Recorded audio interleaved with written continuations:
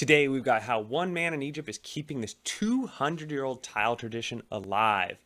Series is called Still Standing, and I've seen this video already. It's very beautiful work. I love craftsmanship. You know, when I was growing up, the gentleman across the street from me was a woodworker. He made cabinets. There's something to be said about just crafts in general. I knew one of my dad's best friends is a goldsmith, right? He makes custom jewelry. You know, it's a talent that not a lot of people have anymore. Maybe it's demand, right? Not a lot of people are buying jewelry, especially custom jewelry. A lot of the jewelry we buy today is mass produced. And this is the same thing that goes with tiles. You know, a lot of us will hire a contractor. The contractor might be looking for the cheapest tiles or something that's mass produced, you know, in a factory at a large scale. So the cost per tile is very low. But let's go ahead and check this out and see this craft and what's going on here. This is how cement tiles are handmade at one of the few workshops left in Egypt. The craft has been around since the 1800s, when cement became a cheap and efficient way to build. I love how he has he dips his head and his hand. You can tell he's been doing it a really long time. I bet he has a lot of superstitions too. Like, it has to do this. The thickness has to be this. Like, you don't think about the little details. It's like watching somebody cook. Cooking looks easy, but there's so much experience and practice that's gotten them to this point. But for Syed Hussein, it's an art form. الصنايع اللي بيشتغل فيها بيحس إن هو فنان. Even though other types of tiles have threatened his business, he's stayed true to his trade. بتلاقي يعني بلاقي نفسي فيها. We visited Cairo to see how his workshop is still standing. That's another thing to consider, is that the competition these days, like we were talking about, you can mass produce these really easily. You can build replicas, use cheaper materials, things like that. So good for him for kind of, you know, sticking it through.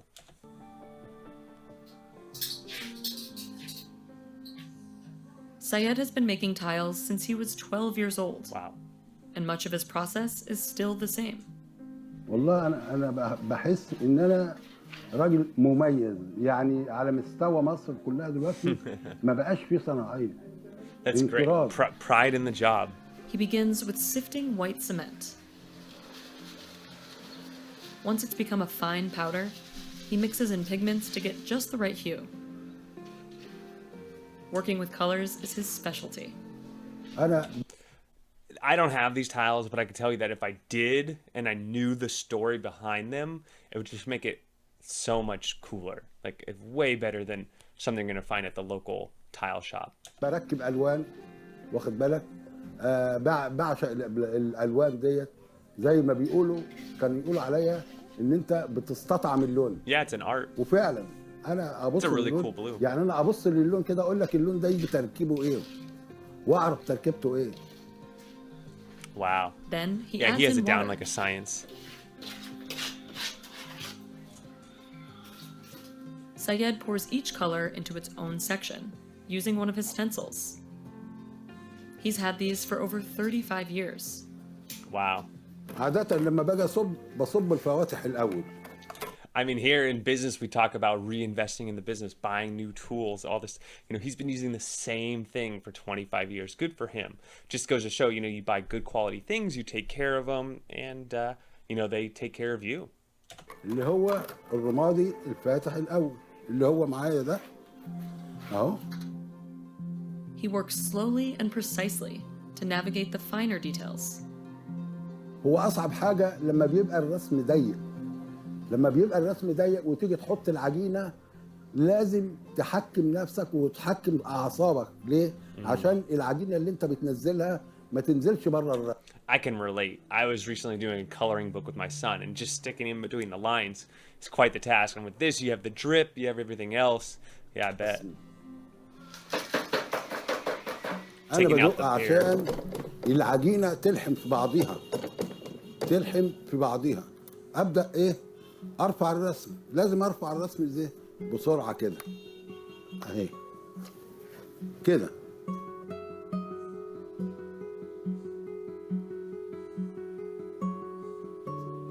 You can see he drops some blue Some in there. designs Sayed does freehand.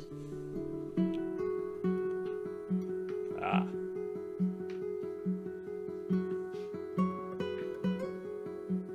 He tops off the mold with a mixture of sand, cement, and limestone, a crucial step to ensure the pattern stays in place.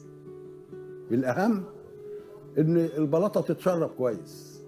لازم تتشرب وتاخد حقها في التشريب.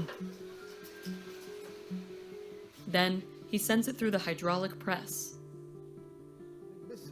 The machine's pressure solidifies the cement within seconds. Oh, wow. بس كده. Sayed learned this craft from his father, who worked at a shop owned by Greek immigrants. Oh, wow. اتعلمتها في ورش كتير ايام ما كانوا الجريج كانوا شغالين فيها، وكانوا الجريج هم يعني هم اللي يعتبروا كانوا مسيطرين عليها. Impressive. So no school, just literally passing the craft down from one generation to the next. Cement tiles have roots in other parts of Europe too. Factories started popping up in countries like the UK and France during the 1800s, right after cement was discovered as a cheap and efficient building material. And in Belgium, the industry flourished after World War I, when the country needed rebuilding, and cement tiles were an affordable option. Eventually, changing tastes in Europe's tile market pushed cement aside by the mid-20th century.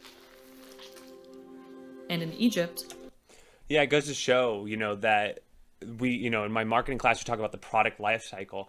And so these probably were really popular at one point in time. And then as new materials came out, cheaper materials, things like that, people might have, or as fashion changed, right? People may have gone towards different products or solutions, and maybe even hardwood floors, right? Like there's alternatives and substitutes to this.